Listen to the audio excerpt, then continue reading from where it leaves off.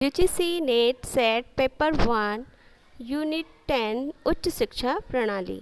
भारत में स्वतंत्रता पूर्व बनी शिक्षा समितियां आयोग। पहला कलकत्ता विश्वविद्यालय परिषद साल 1818। दूसरा चार्ल्स वुड समिति 1854। इसे भारतीय शिक्षा का मैग्ना कार्टा भी कहा जाता है। भारत में महिला शिक्षा का विकास भी इसी समिति के द्वारा हुआ। तीसरा हंटर शिक्षा आयोग 1882-83। प्राथमिक शिक्षा के सुधार और विकास तथा माध्यमिक शिक्षा को दो भागों में बांटना हंटर शिक्षा आयोग का काम रहा। चौथा सर थॉमस रैले आयोग साल 1902 विश्वविद्यालय अधिनियम पारित हुआ। पांचवा M.E. सैडलर आयोग 1917 स्कूल शिक्षा को 12 वर्ष करने का सुझाव दिया गया। छठवां सर फिलिप हार्टोग समिति 1929 व्यावसायिक शिक्षा पर जोर दिया गया। सर जॉन सॉर्जेट समिति 1944 6 से 11 साल तक निःशुल्क व अनिवार्य शिक्षा सार्जेट समिति द्वारा लाया गया। अब देखते हैं भारत में स्वतंत्रता के बाद बनी शिक्षा समितियां और आयोग।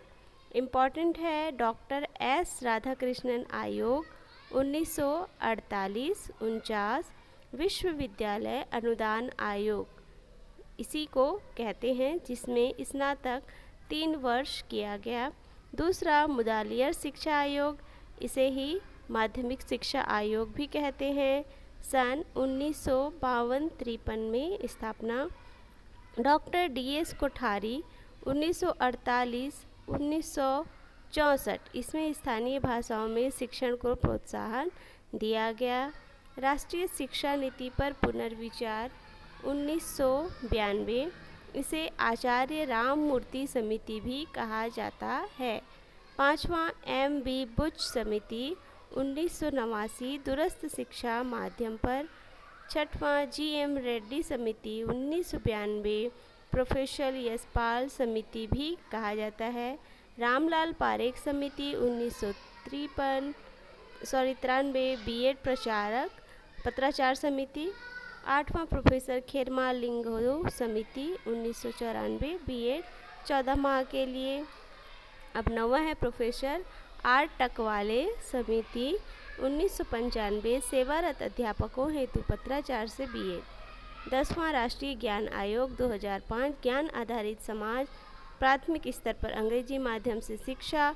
Justice J.S. वर्मा समिति 2012 शिक्षकों की क्षमता की जांच। 12वां राष्ट्रीय शिक्षा नीति 2017 मसौदा तैयार करने के लिए डॉक्टर K. कस्तूरी रंजन की अध्यक्षता में 9 सदस्यीय समिति का गठन किया गया। इसी के आगे राष्ट्रीय शिक्षा नीति 2020 हमारे सामने आ चुकी है। धन्यवाद।